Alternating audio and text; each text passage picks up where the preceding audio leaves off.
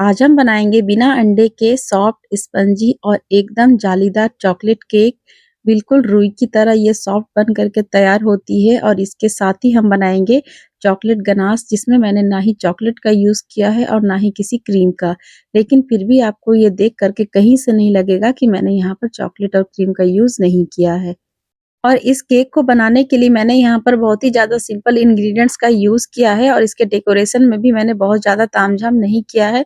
बिल्कुल सिंपल तरीके से ही मैंने इसे डेकोरेट किया है और इसके कटिंग से ही आपको अंदाज़ा लग गया होगा, ये कितनी ज़्यादा सॉफ्ट और स्पॉन्जी बन कर के तैयार हुई थी। और आप इसके जालियों को भी देख सकते हैं, एकदम रुई की तरह नरम ये केक बन कर के तैयार हुए थे। और एक बार आप इसे बना लेंगे ना, तो आपको इसको खाने में काफ़ी मज़ा आने वाला है। तो इस रेसिपी को ट्राई कीजिएगा और रेसिपी को लाइक ज़रूर कर दीजिएगा। तो चलिए शुरू करते हैं आज की ये चॉकलेटी केक की रेसिपी, वो भी बिना अंडे के। तो इसके लिए मैंने यहाँ पर सबसे पहले एक बड़े बाउल में ले लिया है 1/3 कप ऑयल। यहाँ पर आप कोई भी फ्लेवर वाला ऑयल मत लीजिएगा, बिना फ्लेवर वाला ही ऑयल का इस्तेमाल आप यहाँ कीजिएगा, या तो फिर आप यहाँ पर बटर का भी इस्तेमाल कर सकते हैं। इसके बाद मैंने यहाँ पर लिया है 1/3 कप दही। मैंने यहाँ पर घर की जमाई हुई सादी दही का इस्तेमाल किया है, खट्टी वाली दही का इस्तेमाल आप बिल्कुल भी मत कीजिएगा। इसके साथ ही मैंने यहाँ पर आधा cup plus 2 table spoon powdered sugar लिया है और इसे हमें मिक्स करना है, जब तक कि इसका क्रीमी टेक्सचर कुछ इस तरीके का ना हो जाए। इसे रखते हैं हम एक साइड में और तब तक हम चलिए केक के लिए टिन तैयार कर लेते हैं। तो मैंने यहाँ पर हार्ट शेप का केक टिन लिया है और इसे हम थोड़ा-सा ऑयल लगा करके इसके चारों तरफ से इस तरीके से स्प्रेड कर लेंगे। आप यहाँ पर चाहे तो किसी भी तरीके का केक टिन का इस्तेमाल कर सकते हैं।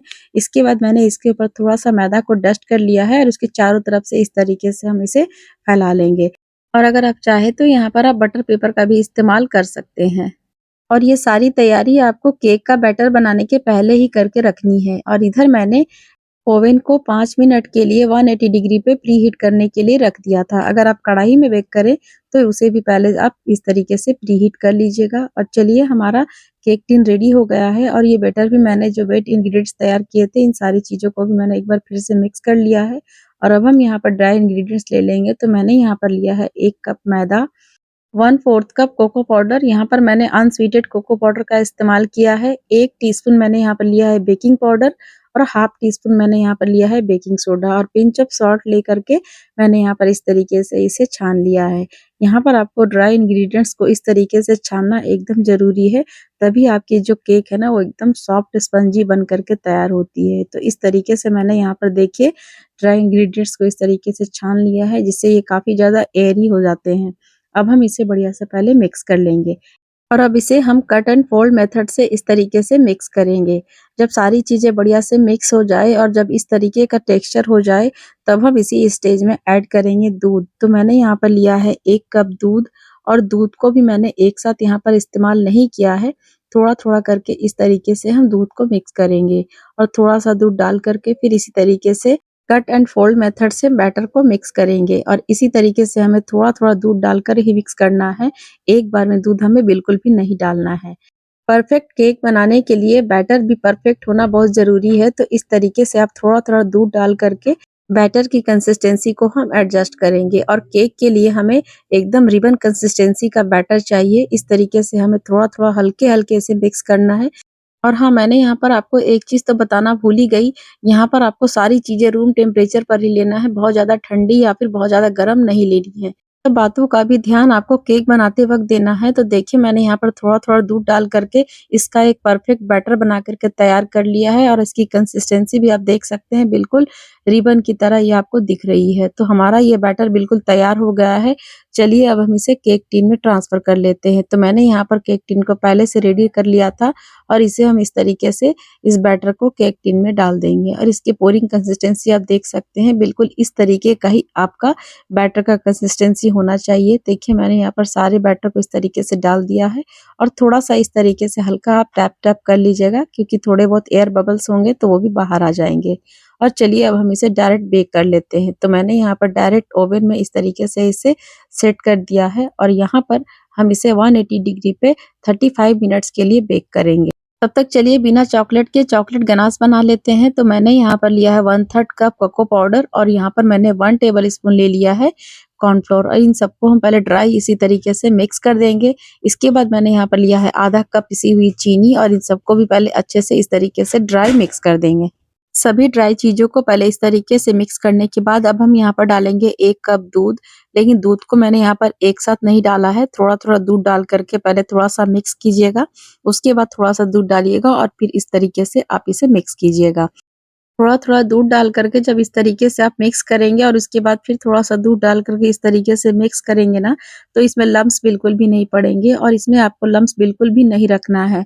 एकदम इसी तरीके से आपको स्मूथ इसे मिक्स करना है और देख सकते हैं यहाँ पर इसका कलर भी अब कितना सुंदर चॉकलेटी दिख रहा है ना, तो इस तरीके से मैंने यहाँ पर थोड़ा-थोड़ा दूध डाल करके इसे एक बढ़िया-सा मिक्स तैयार कर लिया है और यहाँ पर आपको देख कर के बिल्कुल भी नहीं लग रहा होगा कि मैंने यहाँ पर किसी चॉकलेट का इस्तेमाल नहीं किया है।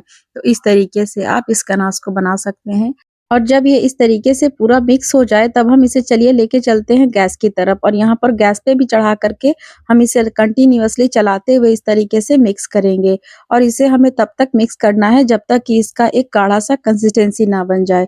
तो यहाँ पर आप देख सकते हैं मैंने लगातार इसे चलाते हुए मिक्स किया है। थोड़ी ही देर में देखिएगा कि इस तरीके का आपको ये गाढ़ा होता हुआ दिखाई देगा। इस तरीके की कोटिंग जब आपके स्पैचुला में आ जाए या फिर स्पून में आ जाए, मतलब आपका ये गनाश 50% रेडी हो गया है। अब हम इसे और भी ज़्यादा शाइनी बनाने के लिए यहाँ पर हम डालेंगे बटर और बटर को डालते ही देखिएगा इस तरीके से ये चॉकलेटी और भी ज़्यादा शाइनी हो जाता है। तो इस तरीके से आप लास्ट में बटर डाल करके इसे मिक्स कर दीजिएगा और गैस पर से उतार करके भी हम इसे थोड़ा-सा इस तरीके से चलाते हुए मिक्स करेंगे और इसे थोड़ा ठंडा कर लेंगे। तो लीजिए बिना चॉकलेट के हमारा चॉकलेटी गनाश बन कर के तैयार हो गया है और इधर हमारा केक भी अच्छे से बेक हो गया है। अब हम इसे निकाल लेंगे। तो देख सकते हैं कितना बढ़िया ये फूला है और इस तरीके से हमें पहले निकालना है और एक बार आप इसे टूथपिक से इस तरीके से इंसर्ट करके चेक कर लीजिएगा। अगर आपका ये टूथपिक पूरी तरह से क्लीन निकले, इसका मतलब कि केक हमारा परफेक्टली बेक हो गया है। अब हम इसे कपड़े से इस तरीके से ढक देंगे और जब ये थोड़ा ठंडा हो जाए तब हम इसे एक प्लेट में इस तरीके से डिमोल्ड कर लेंगे। तो देखिए मैंने इस तरीके से एक प्लेट रखा है इसके ऊपर में और इसे उलट करके इस तरीके से निकाल दिया। बहुत ही आसानी से ये निकल जाते हैं और यहाँ पर अब आप देख सकते हैं कितना स्पंजी और कितना जालीदार ये हमारा केक बन कर के तैयार हुआ था। इस तरह का जालीदार केक बनाने के लिए आपको सही मेज़रमेंट और सही बैटर और इसकी बेकिंग का टाइमिंग आपको परफेक्ट रखनी होगी। और इसे और भी ज़्यादा चॉकलेटी बनाने के लिए हम यहाँ पर इसे चॉकलेट गनाश से इस तरीके से कोट कर देंगे। तो एक प्लेट के ऊपर में इस तरीके का स्टैंड या फिर जाली रख लीजिएगा। उसके ऊपर में आप केक को रख करके इस तरीके से आप गनाश को इसके ऊपर से स्प्रेड कर दीजिएगा। ये बहुत ही आसानी से अपने आप ही चारों तरफ स्प्रेड हो जाते हैं और आप देख सकते हैं कितनी ज़्यादा चॉकलेटी हमारी ये बन कर के तैयार हुई है। थोड़ा-सा आप इस तरीके से स्पून से चारों तरफ से इस तरीके से फैला दीजिएगा। ये बहुत ही आसानी से इसके ऊपर में ये कोट हो जाते हैं और आप जितना ज़्यादा कोटिंग करें अपने हिसाब से आप यहाँ पर कर सकते हैं। तो देखिए मैंने यहाँ पर इस तरीके से इसके ऊपर में चॉकलेट की अच्छी सी कोटिंग कर दी है और अब इसे हम डेकोरेट करेंगे ग्रेटेड चॉकलेट से। यहाँ पर आप डेकोरेशन अपने हिसाब से जो आपको पसंद हो आप कर सकते हैं। मैंने यहाँ पर बहुत ही ज़्यादा सिंपल रखा है इस डेकोरेशन को। तो इस तरीके से मैंने ग्रेटेड चॉकलेट से चारों तरफ से इस तरीके से इसे अच्छे से एक शेप दे दिया है और इसके ऊपर में मैंने चॉकलेट के टुकड़े को इस तरीके से इसके ऊपर पे रख दिया है। आपको जैसा टेस्ट पसंद हो उसी हिसाब से आप यहाँ पर डेकोरेट कर लीजिएगा और इसके बाद हम इसे फ्रिज में 1 से 2 घंटे के लिए सेट होने के लिए छोड़ देंगे। 1 से 2 घंटे के बाद जब हम इसे निकाल कर के चेक करेंगे तो देखिए हमारा गनाश बिल्कुल पूरी तरह से सेट हो चुका है। चलिए अब हम इसे कट कर लेते हैं। तो यहाँ पर आप देख सकते हैं जैसे ही मैंने केक को कट किया आपको देख के ही समझ में आ रहा होगा कि कितनी ज़्यादा ये सॉफ्ट और कितना स्पंजी केक हमारा ये बन करके तैयार हुआ था और इसके अंदर जो ये जाली बनी है ना ये परफेक्ट जालीदार केक हमारा बन करके तैयार हुआ है। इसे बना कर के आप एक बार बच्चों को खिला देंगे ना तो बच्चे बाहर का केक खाना बिल्कुल भी भूल जाएंगे। तो मेरी आज की ये वीडियो आपको अच्छी लगी हो तो मुझे कमेंट करके ज़रूर बताइएगा और चैनल को आपने अभी तक सब्सक्राइब नहीं किया है तो चैनल को सब्सक्राइब करके बेल आइकन को प्रेस ज़रूर कर दीजिएगा। मैं रिंकू मिलती हूँ एक ऐसी ही आसान सी रेसिपी के साथ। तब तक के लिए thanks for watching. Take care, bye bye and happy Christmas.